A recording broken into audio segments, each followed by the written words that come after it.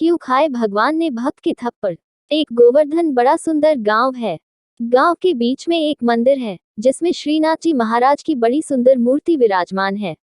उनके चरणों में नूपुर, गले में मनोहर वनमाला और मस्तक पर मोरमुकुट शोभित हो रहा है। घुंघराले बाल हैं, नेत्रों की बनावट मनोहारिणी है और पीताम्बर पहने हुए हैं। मूर्ति में इतनी सुंदरता है कि देखने वालों का मन ही नहीं भरता। मंदिर के पास ही एक गरीब ब्राह्मण का घर था। ब्राह्मण था गरीब, परंतु उसका हृदय भगवत भक्ति के रंग में रंगा हुआ था। ब्राह्मणी भी अपने पति और पति के परमात्मा के प्रेम में रत थी। उसका स्वभाव बड़ा ही सरल और मिलनसार था। कभी किसी ने उसके मुख से कड़ा शब्द नहीं सुना। पिता माता के अनुसार ही प्रायः पुत्र का स्वभाव हुआ करता है। इसी न्याय से ब्राह्मण दंपति का पुत्र गोविंद भी बड़े सुंदर स्वभाव का बालक था। उसकी उम्र 10 वर्ष की थी। गोविंद के शरीर की बनावट इतनी सुंदर थी कि लोग उसे कामदेव का अवतार कहने में भी नहीं सकुचाते थे। गोविंद गांव के बाहर अपने साथी सदानंद और रामदास के साथ खेला करता था। एक दिन खेलते खेलते संध्या हो गई। गोविंद घर लौट रहा था तो उसने मंदिर में आरती का शब्द सुना।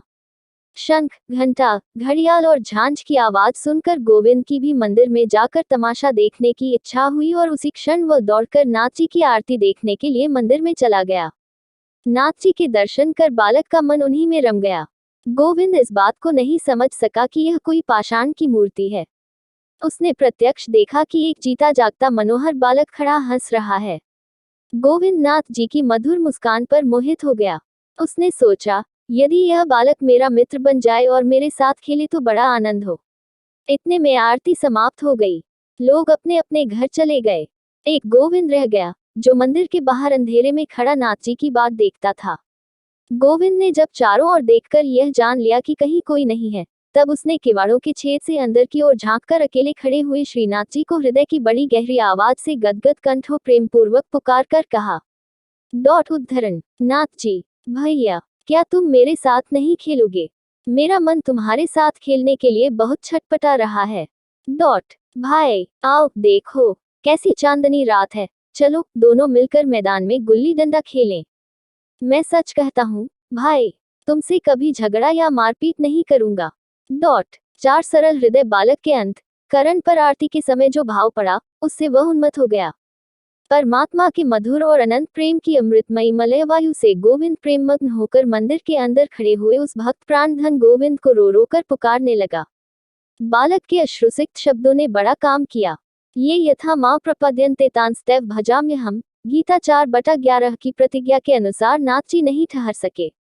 भक्त के प्रेमावेश ने भगवान को खींच लिया। गोविंद ने सुना, मानो अंदर से आवाज आती है, भाई चलो चलो आता हूँ, हम दोनों खेलेंगे। सरल बालक का मधुर प्रेम भगवान को बहुत शीघ्र खींचता है। बालक ध्रुव के लिए चतुर्भुजधारी होकर वन में जाना पड़ा। भक्त प्रहलाद के लिए अनोखा नरसिंह वेश धारण किया और व्रज बालकों के साथ तो आप गौ चराते हुए वन वन घूमे। आज गोविंद की मतवाली पुकार सुनकर उसके साथ खेलने के लिए मंदिर से बाहर चले आए। धन्य प्रभु, न मालूम तुम माया के साथ रमकर कितने खेल खेलते हो, तुम्हारा मर्म कौन जान सकता है। मामूली मायावी के खेल से लोग भ्रम में पड़ जाते हैं, फिर तुम तो मायावियों के सरदार ठहरे। बेचारी माया तो तुम्हारे भक्त चंचरिक सेवित चरण कमलों की चेरी है, अतएव तुम्हारे खेल के रहस्य को कौन समझ सकता है।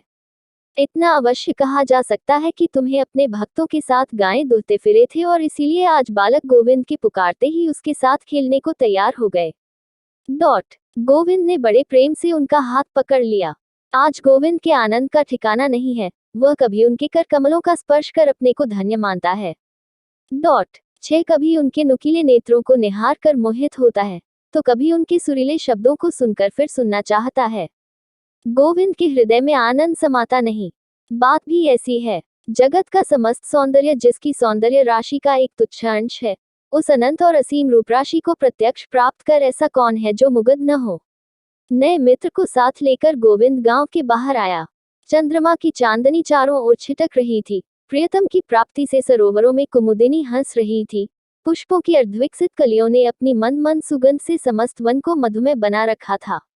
मानो प्रकृति अपने नाथ की अभ्यर्थना करने के लिए सब तरह से सज धजकर भक्तिपूरित पुष्पांजलि अर्पण करने के लिए पहले से तैयार थी। ऐसी मनोहर रात्रि में गोविंद नाथ जी को पाकर अपने घर बार, पिता माता और नींद भूख को सर्वथा भूल गया।